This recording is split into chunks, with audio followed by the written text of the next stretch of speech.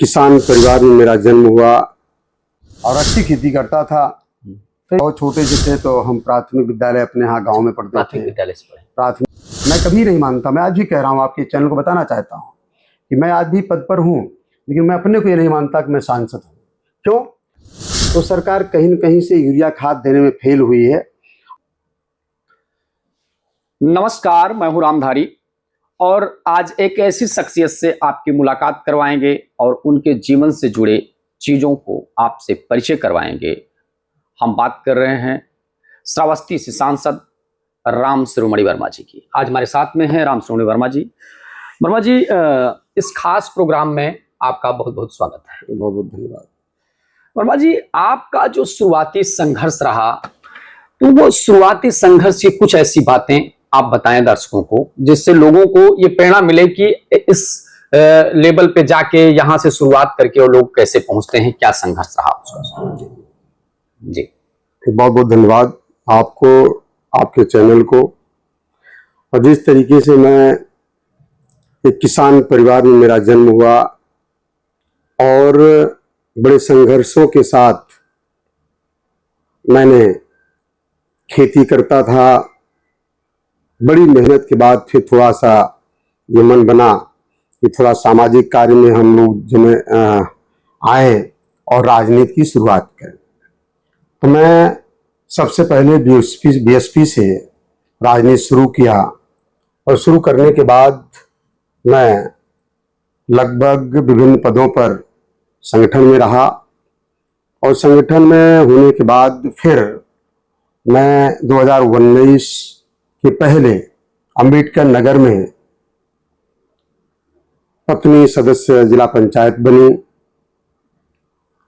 मैं जिला अध्यक्ष भी रहा, महासचिव भी रहा, जातिवार कमेटी का अध्यक्ष भी रहा और जीवन में कई उतार चढ़ाव आए। मैं विधानसभा टांडा का 1 साल लगभग प्रत्याशी भी रहा।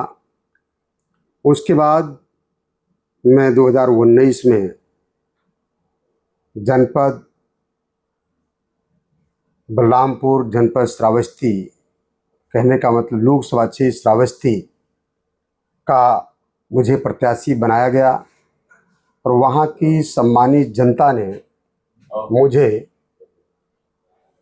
वहाँ पर 2019 में चुनाव लड़ने का सौभाग्य प्राप्त हुआ।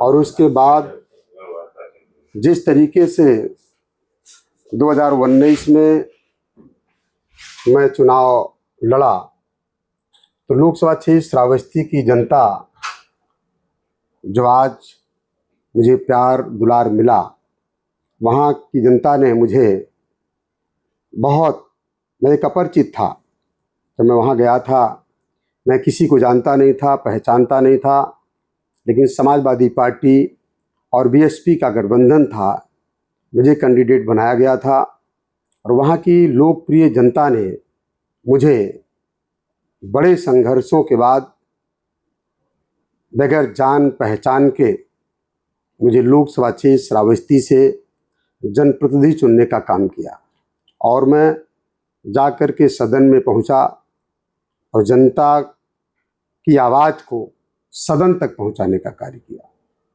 अच्छा सर, जैसे आप यहाँ से अम्बेडकर नगर से गए और वहाँ पे क्या चैलेंजिंग आपके लिए था? कुछ अलग करना था, क्योंकि वहाँ के जमीनी नेता भी जमीन तैयार करनी होती है और वो बसपा और सपा गठबंधन था, उससे कार्यकर्ता तो ऊर्जावान था, लेकिन क्या ऐसा अलग स्ट्रगल करना पड़ा आपको वहाँ पे, क्योंकि जातीय समीकरण भी वहाँ का एक अलग तरीके का है।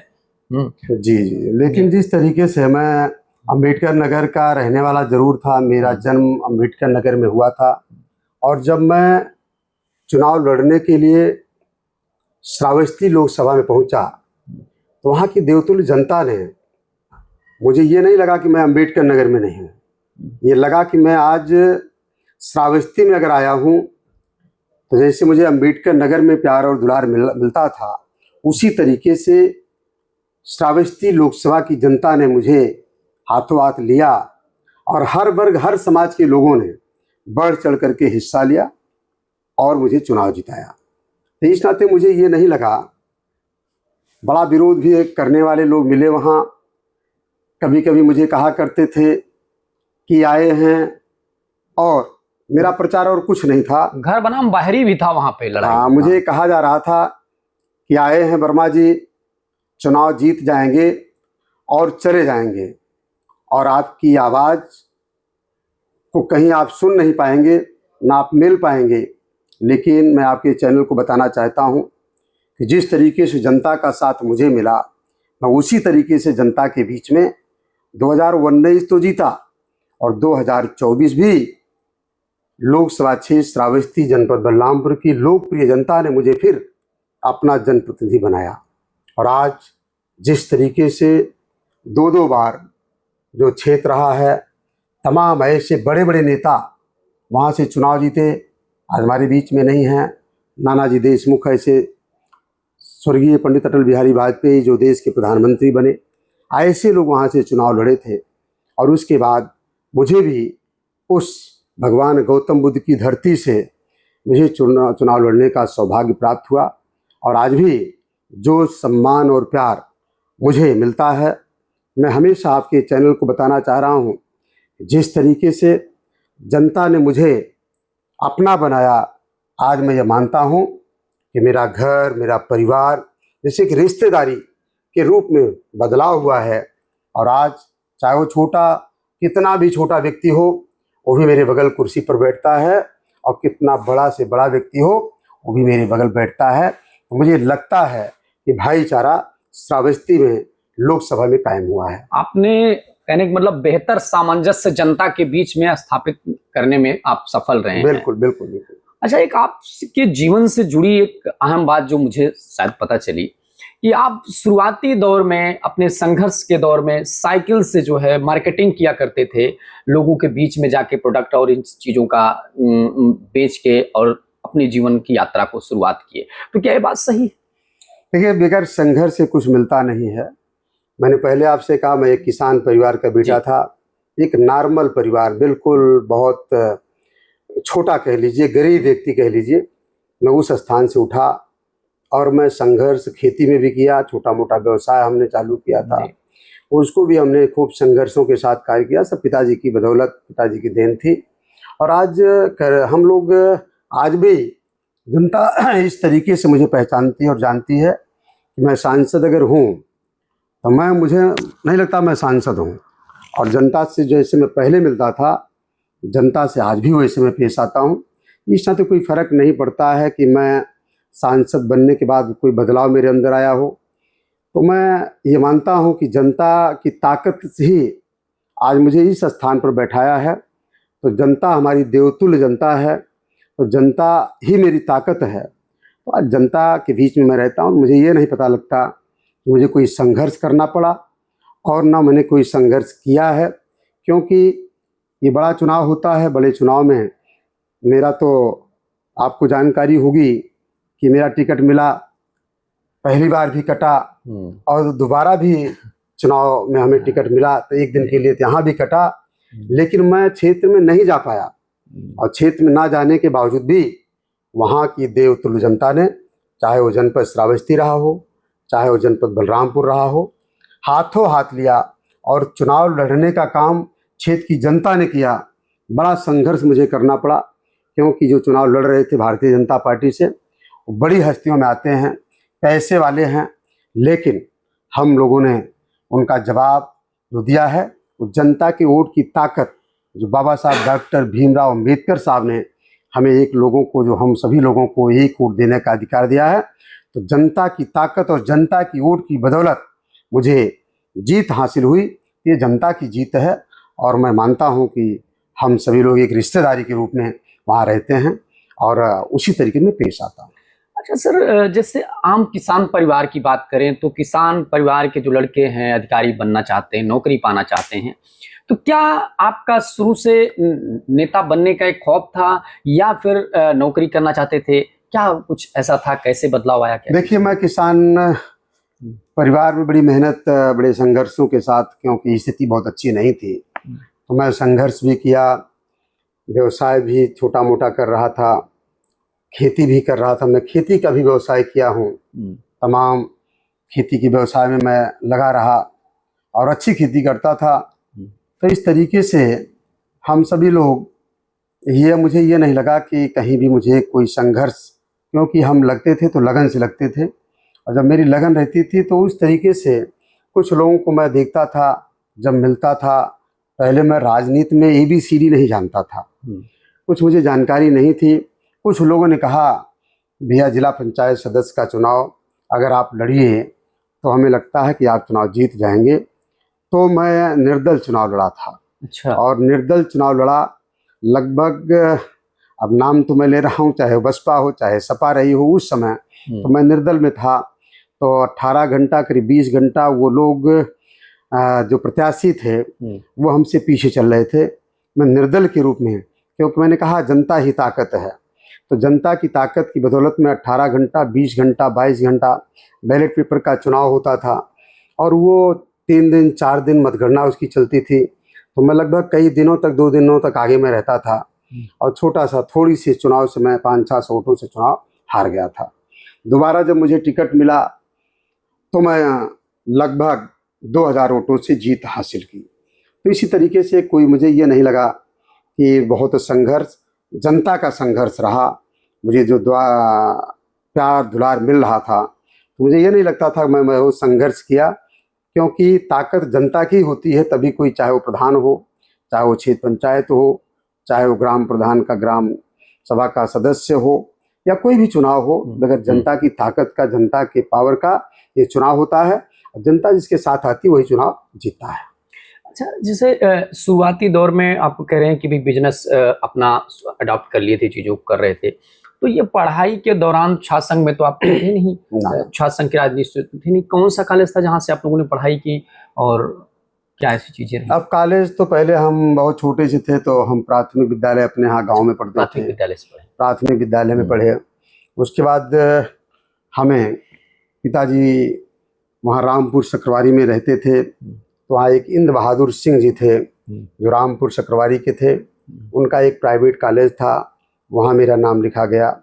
फिर मैं दोस्तपुर में परीक्षा हुई, वहाँ का सेंटर गया था कक्षा 5 का, तो मैं वहाँ परीक्षा देने गया था। और इंद्र बहादुर सिंह आज हमारे बीच में नहीं हैं। उन रिक्शा बनाए थे, रिक्शा में बैठा के हम लोगों को लेके गए थे, परीक्षा हुई थी। फिर वहीं हम लगभग रामपुर सकरवारी में ही फिर कक्षा 6 में हमारा एडमिशन हुआ। और उसके बाद फिर वहाँ से हम घर आए, तो कक्षा 7 में एडमिशन मेरा फिर अपने यहाँ कटेरी बाज़ार में, वो हमारा एक मिडिल स्कूल है, वहाँ हुआ। उसके बाद मैं कक्षा 8 जब पास किया तो फिर मैं 9th में एडमिशन मेरा खेमराज में हुआ, जो खेमापुर में स्कूल है।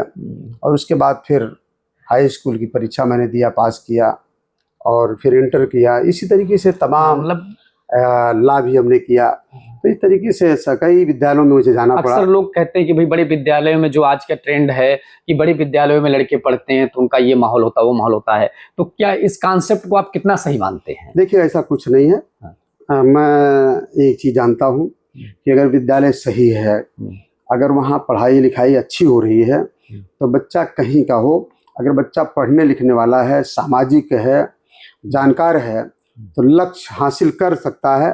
तमाम IAS PCS आपने देखा है, तमाम राजनीति में आप लोगों ने देखा है, चाहे विधायक हो, चाहे सांसद हो, IAS अधिकारी, PCS अधिकारी, या तमाम अधिकारी कर्मचारी तमाम प्राथमिक विद्यालय से पास होकर के गए हैं। ये तो आज 2-4 साल से ऐसा हो रहा है। तो जो बच्चा पढ़ने की स्थिति में होता है, वो कहीं न कहीं अपना एक रास्ता चुन लेता है। तो मुझे लगा कि जनता की सेवा करना थोड़ा सा अच्छा हुआ, तो मैं शुरू से लगभग 25 साल 30 साल हो गया, मैं हमेशा, मेरी उदारता जो रहती है, कहीं अगर खाने बगैर खाना ना मिला हो और कहीं मुझे मिल गया तो मैं उतर के उसको जरूर 200-400 रुपया देता हूँ, और ये प्रयास करता हूँ कि भाई खाना खा लो। अगर वो ठंडी में कहीं बैठा हो, उसको कंबल भी उड़ाने का प्रयास करता हूँ। इस तरीके से कोई भी मिलता है। समाज सेवा की जो भावना थी, उदारता की जो भावना थी, ये शुरू से रही है, इस वजह से चीजें रही हैं। अच्छा, एक नेता बनने के लिए, एक समाज सेवी बनने के लिए क्या ऐसी खास बातें होनी चाहिए जिस तरीके से आपने किया है, क्या ऐसी खास बातें होनी चाहिए जो आज के नेताओं में नहीं है, जो उस तरीके से नए लोग दूसरे तरीके की चीजें अपना रहे हैं नेतागिरी के लिए? तो क्या आप मानते हैं कि एक नेतागिरी और समाजसेवी के लिए क्या जरूरी है? देखिए, सामाजिक, मैंने पहले कहा, जब बच्चा पढ़ता है और बच्चा पढ़ने के बाद जब वहाँ के टीचर्स अच्छे होते हैं और जब टीचर्स अच्छे होते हैं, बेहतर शिक्षा दी जाती है और सामाजिक चीज़ें बताई जाती हैं, क्योंकि राजनीति वहीं से शुरू हो जाती है। तमाम चीज़ें वहाँ सुनने को मिलता है, जानने को मिलता है। तो जब लाइन चेंज होती पढ़ाई लिखाई के बाद, जब हम पढ़ते हैं तो लाइन चेंज करता, कोई डॉक्टर बनता है, कोई इंजीनियर बनता है, कोई IAS PCS बनता है, कोई राजनीति में उतरने का काम करता है, सामाजिक बनने का प्रयास करता है। तो सबके लाइन चेंज हो जाते हैं और अपनी सोच के बदौलत वो उस लाइन पे जाने का प्रयास करता है। तो उसी तरीके मेरी भी लाइन बनी कि मुझे राजनीति करना है, नौकरी नहीं करना है, और राजनीति में सेवा करना है।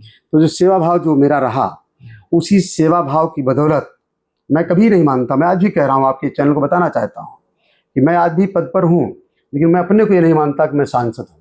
क्यों?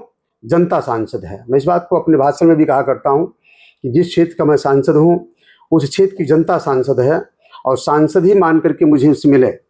और मैं कभी भी, जितना मेरी ताकत होगी, जितनी मेरी हैसियत है, मैं आपके मान सम्मान में हमेशा आपके साथ खड़ा रहूँगा।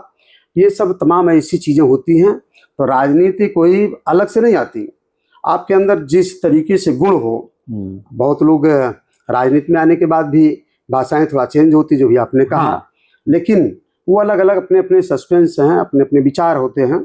लेकिन मैं मानता हूँ कि जितना, देखिए, मेरी कोई हैसियत थोड़ो है, मेरी कोई ताकत नहीं है। जनता की ताकत की बदौलत आज मुझे सांसद बनने का 2-2 बार सौभाग्य प्राप्त हुआ है। तो मेरी कोई हैसियत नहीं है, जनता के वोट की ताकत है, और जनता की ताकत है जो मुझे उस स्थान पर बैठाया है। तो जितना व्यक्ति बड़ा हो, मतलब पद पे जाए, उतना उस व्यक्ति को सरल बनने की जरूरत है। अगर वो सरल बनेगा तो हमेशा आगे बढ़ेगा। आप राजनीति में आए, अक्सर राजनीति में कहा जाता है कि भाई किसी एक विचारधारा, किसी एक मोटिव के तहत लोग जो है राजनीति करते हैं। तो आप क्या मानते हैं, आप किस विचारधारा को लेकर और किस विचारधारा को लेकर आप राजनीति में आए थे, और क्या वो आपका सपना साकार हो रहा राजनीति में आने के बाद? देखिए, मेरा ख्याल सिर्फ उद्देश्य सेवा भाव। जब राजनीति में हम गए, मैं अभी आपको बताया, आज भी मेरा ये कल्चर है, मेरा स्वभाव है कि मैं कभी भी कहीं जाता हूँ कि किस तरीके से मुझे क्षेत्र में तमाम विभिन्न प्रकार के गरीब लोग भी मिलते हैं। कहीं निमंत्रण आता है, मैं वहाँ भी जाता हूँ। अमीरों के यहाँ से आता, मैं वहाँ भी जाता हूँ। मेरे अंदर ये प्रभाव नहीं है कि मैं छोटे लोगों के यहाँ ना जाऊँ, बड़े लोगों के यहाँ जाऊँ। हमें जहाँ से बुलावा आता है, मैं पूरा प्रयास करता हूँ कि हर जगह पहुँचूँ। तो इस नाते कहीं भी, और ये सभी लोगों को सोचना चाहिए कि कभी भी अच्छे विचार होने चाहिए, क्योंकि ये मानव जीवन आज जिस तरीके से, ये अच्छे सौभाग्यशाली हम सभी लोग हैं जो मानव जीवन की प्राप्ति हुई है। और हम लोग इस समाज में हर लोगों को देख रहे हैं, हर समाज को देख रहे हैं कि तम के विभिन्न प्रकार के लोग हैं। तो हमें लगता है कि अगर कोई गलत भी रास्ते पे जा रहा है तो उसको समझाने का प्रयास करना चाहिए। ये सबके विचार होने चाहिए, और अच्छी सोच, अच्छा भाव, क्योंकि हम सभी लोग भारत देश के निवासी हैं। तो भारतीय अगर हम हैं, भारत के रहने वाले हैं, तो यहाँ जाति पाति से ऊपर उठ करके हमें अच्छा वर्क करना चाहिए और सबको जोड़ कर रखने की ज़रूरत है। तब देश भी आगे बढ़ेगा और समाज भी आगे बढ़ेगा। अब जात पात से बात आई कि यहाँ ये एक प्लान चल रहा है, एक नई बात चल रही है, एक समाज में चल रहा है कि हिंदू राष्ट्र बनाने को लेकर, हिंदू राष्ट्र बनाने को लेकर आप कितना सहमत हैं और क्या सोचते हैं इसको लेकर? देखिए, हिंदू राष्ट्र और हिंदुस्तान, पहले बन गया हिंदुस्तान, और भारत में जिस तरीके से गंगा जमुनी संस्कृति बनी हुई है इस देश में, चाहे वो हिंदू हो, चाहे मुस्लिम हो, चाहे सिख हो, चाहे ईसाई हो, यहाँ भाईचारे की स्थिति बनी रहती है हमेशा। और मैं देखता हूँ कि जब कहीं किसी वर्ग का त्यौहार आता है, चाहे हिंदू का है तो हिंदू के यहाँ मुस्लिम समाज आता है, कहीं मुस्लिम का त्यौहार है तो हिंदू समाज में आ जाता है, क्रिश्चियन के यहाँ है। मतलब इसी तरीके से जो भारत देश है, यहाँ बड़ी अच्छी गंगा जमुनी की तहजीब देखने को मिलती है। और हम लोग जब जाते हैं, चाहे वो दुर्गा पूजा हो, चाहे वो उर्स हो, चाहे वो मुहर्रम हो, मैंने कहने का मतलब तमाम, चाहे अलग अलग त्योहारों में वो बड़ा अच्छा लगता है। अब और कुछ सीखने को मिलता है। इस नाते ये देश जो है हिंदुस्तान है, और ऐसा कल्चर कहीं नहीं देखने को मिलेगा आपको। यहाँ का जो कल्चर है हिंदुस्तान का, हमें लगता है बड़ा अच्छा कल्चर है, और सभी लोग यहाँ आकर वास करते हैं। यहाँ तमाम लोग, तो कहने का मतलब जो हिंदू राष्ट्र की परिकल्पना है वो मुझे लगता है कि आप जो कहना चाह रहे हैं कि पूरी कल्पना है, क्योंकि जैसा है वैसे ही चलने देना चाहिए, चीजें हमारी सबसे बेहतर है। हमने पहले कहा हिंदुस्तान नाम ही है, तो हिंदू राष्ट्र का मतलब क्या है? जब गंगा जमुनी संस्कृति का ये देश है और यहाँ पर हम सभी लोग रहते हैं, तो हम सभी लोग हिंदुस्तानी हैं। वो कोई ऐसा नहीं मानता, लेकिन अब ऐसे कुछ लोग भले बात इस तरीके से करते हैं। हम सभी लोग हिंदुस्तानी हैं। जब हिंदुस्तानी हैं, चाहे वो सिख है, चाहे ईसाई है, चाहे मुस्लिम है, चाहे हिंदू है, तो हम जब हिंदुस्तानी हैं और गंगा जमुनी संस्कृति में हैं, तो फिर किस बात की जरूरत है? अच्छा, किसानों की राजनीतिक सवाल कि किसानों को लेकर, अभी खाद को लेकर परेशान है किसान, और सरकार ये कह रही है कि लोगों को आपूर्ति हो रही है। और फिलहाल आप गए होंगे, आप भी क्षेत्र में हैं, किसानों की समस्या, इसको लेकर क्या सोचते हैं? सरकार कह रही है किसानों की आय दुगनी करेंगे, तो इसको लेकर आप क्या सोचते हैं? क्या देखिए, जैसे ये जो वर्तमान समय चल रहा है कि बड़ी मेहनत के बाद तो किसान धान की फसल की रोपाई किया। आज सूखा भी पड़ा हुआ, जिस तरीके से बरसात होनी चाहिए, प्रकृति की मार तो पड़ी हुई है, और साथ साथ इस प्रदेश की जनता जो है आज यूरिया खाद के लिए परेशान है। तो कहीं कहीं से सरकार की कमी है, बहुत बड़ी कमी है। सरकार को ये जानना चाहिए कि जब धान की फसल की रोपाई हो रही है, तो इतनी पर्याप्त मात्रा में खाद को मंगा के स्टॉक बनाना चाहिए था कि ये जिस तरीके से मैं देखा कि चाहे वो घर की महिलाएं हों, चाहे पुरुष हों, जिस तरीके से किसान है और लंबी लंबी लाइनों में लगा हुआ है, तो सरकार कहीं न कहीं से यूरिया खाद देने में फेल हुई है। और सरकार अगर सिस्टम से खाद का वितरण कराती तो ये क्राइस ना मचता, और स्टॉक बना के उसको चलना चाहिए था। तमाम ब्लैकिंग हुई, तमाम इसमें लोग माला माल भी हो गए। तमाम ऐसे लोग हमने देखा है। अभी हमारे मुख्यमंत्री जी को, मैं दिल्ली में था, हाउस चल रहा था, और सोशल मीडिया पर अपडेट, चाहे बलरामपुर रहा हो, चाहे श्रावस्ती रहा हो, चाहे अम्बेडकर रहा, पूरे उत्तर प्रदेश की स्थिति बनी रही।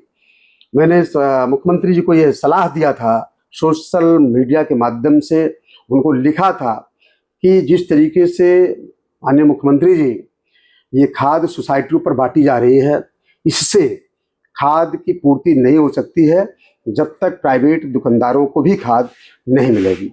अगर प्राइवेट दुकानदारों को भी खाद, जो लाइसेंसी रजिस्टर्ड दुकानदार हैं, सरकार को खाद उनको भी देना चाहिए था, और एक रेट सुनिश्चित करना चाहिए था। और उस रेट में अगर वो भी खाद बेचना शुरू करते, तो हमें लगता ये क्राइस जो मची है वो क्राइस ना आती। तमाम ऐसी फसलें हैं किसानों की, अभी तक किसान बहुत परेशान है। तमाम फसलें पीली पड़ गई हैं, और आज भी देश का किसान, हमारे उत्तर प्रदेश का किसान, हमारे लोकसभा क्षेत्र श्रावस्ती बलरामपुर का किसान, जिस तरीके से मैंने देखा है, अभी हमारे यहाँ बलरामपुर में एक लाइन में लगा हुआ किसान था, उसको हार्ट अटैक भी हो गया, उसकी डेथ भी हो गई। तो इस तरीके से यूरिया खाद की स्थिति, आज हमारे देश का जो किसान है उस सबका पेट भरता है, और जब सबका पेट भरता है और हमारे देश के किसानों की अगर ये हालात कि सरकार यूरिया खाद नहीं दे पाएगी, तो कहीं न कहीं से ये सरकार की जिम्मेदारी बनती है, और सरकार कहीं न कहीं से इस मुद्दे पर फेल रही है। मैं फिर आपके चैनल के माध्यम से उत्तर प्रदेश सरकार से मांग करता हूं कि आपको विशेष रूप से इन सब चीज़ों पर ध्यान देना चाहिए, क्योंकि आपके ऊपर बड़ी बड़ी जिम्मेदारी है। आप इस प्रदेश की सरकार में हैं, आपकी जिम्मेदारी ज़्यादा बनती है कि खाद की पूर्ति हो या दवाई की पूर्ति हो, स्वास्थ्य की पूर्ति हो। अभी देख लीजिए स्वास्थ्य की स्थिति, देख लीजिए आप, जो स्वास्थ्य की स्थिति है, मेडिकल कॉलेज अम्बेडकर नगर बना हुआ है, हमारे यहाँ मेडिकल कॉलेज श्रावस्ती में बना हुआ है, तमाम मेडिकल कॉलेज बने हुए हैं। इतने मेडिकल कॉलेज बनने के बावजूद भी, इतने जिला अस्पताल बनने के बावजूद भी, अगर हमारे ज़िले के लोगों को अगर थोड़ी सी गंभीर बीमारी होती है और यहाँ के डॉक्टर जब रिफ़र करते हैं, अगर उनको भेजते हैं कि लखनऊ मेडिकल कॉलेज ले जाओ, तो वहाँ का भी मेडिकल कॉलेज के डॉक्टर कहते हैं कि बेड खाली नहीं है। हाँ, हमेशा एक वहाँ पीजीआई, जो पीजीआई है, बड़ा अस्पताल है, वहाँ भी स्थिति यही है, बेड खाली नहीं है। यहाँ आपका लोहिया अस्पताल है इतना बड़ा, वहाँ भी बेड खाली नहीं है। तो कहीं ना कहीं सरकार स्वास्थ्य के बारे में ढिढोरा पीटती है कि बड़ा अच्छा बेहतर प्रबंध हैं। कई मेडिकल कॉलेजों और एम्स का खुलने का भी दावा किया जा रहा है कि भी इतने सारे मेडिकल कॉलेज जो भी है जहाँ हैं उसको सिस्टम में करिए, उसको सिस्टम में करिए। आज सदरपुर में, अम्बेडकर नगर में बना हुआ है मेडिकल कॉलेज, हमारे यहाँ बहराइच में बना हुआ है, बलरामपुर में बना है। सुविधाएं नहीं है, आप सुविधा देने का काम करिए। हमें लगता है कि जीवन से बड़ा कुछ हो नहीं सकता। अगर स्वास्थ्य बेहतर होगा, देश आगे बढ़ेगा। और सरकार की जिम्मेदारी बनती है कि सरकार को स्वास्थ्य के मुद्दे पर भी ध्यान देने की जरूरत है। धन्यवाद। बहुत बहुत धन्यवाद। ये थे सांसद श्रावस्ती रामस्वरूप वर्मा जी, जिन्होंने लगभग हर मुद्दे पर सरकार को अपनी राय बताई, किस तरीके से आगे काम करना चाहिए और किस तरीके से सुधार करना चाहिए। और जहां तक इनके व्यक्तिगत जीवन से जुड़ी चीजें रहीं, इन्होंने सरलता से अपने व्यक्तिगत जीवन से जुड़ी कई बातों को इन्होंने शेयर किया, जो शायद आपको आगे जो नए नेता हैं उनको कैसे आगे नेतृत्व करना है, कैसे नेतागिरी करनी है, उसको भी ध्यान में रखते हुए, इनकी बातों को ध्यान में रखते हुए आगे अपने लक्ष्य को निर्धारित कर सकते हैं। फिलहाल सरकार के बारे में जो उन्होंने सुझाव दिया, आपकी क्या राय है, आप कमेंट करके जरूर बताएं। कुछ और जानकारी चाहते हैं तो भी आप कमेंट बॉक्स में जरूर लिखें। धन्यवाद।